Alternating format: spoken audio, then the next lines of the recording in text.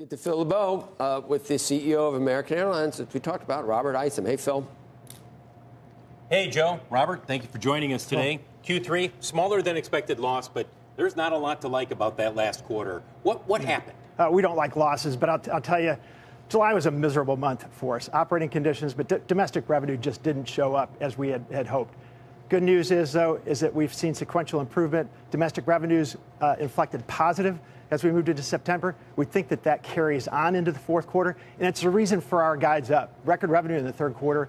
We anticipate record revenue in the fourth quarter, but the strength of our guides are all based on revenue, and we think it's going to really improve. But not to belabor this, everybody had July to deal with. Right. But you're the one airline that is saying it was rough for us in terms of weather and operational issues. Are those American-specific issues? No. Just compared to our network peers, a couple of things. One, international did very well. We don't have as much exposure.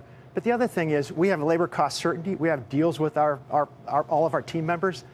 Some of our notable competitors, are living with a $1 billion cost advantage.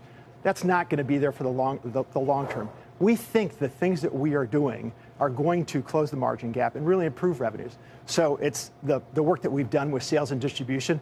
14% year-over-year improvement in managed corporate business. Nobody else is seeing that.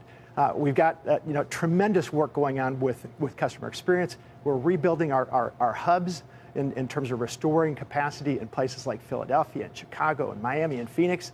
And as well, we've got the city deal that's happening in 2026. That's all going to accrue to the bottom line. Are you confident that starting next year, you can close the gap between you and, let's say, Delta and United? Look, their margins are up there in that 8-9% range in the third quarter. You were negative 1%. Right. The investor looks at that and they say, why should I give American the benefit of the doubt? Are you positive you can close that next year? Absolutely. We've got the most upside. And again, it's a fact. We had more domestic exposure. Domestic didn't come in as we had hoped. But that is also where the market, I believe, is coming back more into balance. And when you take a look at our long-term plan, we've always been incredible at managing expense, deploying capital efficiently. But when you take into account the new city deal that we have coming up, sales and distribution work, restoring our network, I have great confidence, and you're going to see that in our numbers. Quickly, I know you talk with Secretary Duffy on a regular basis.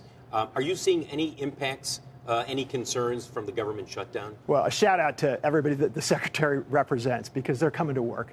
And so far, haven't seen a lot of issues. But, it's something that we're paying close attention to.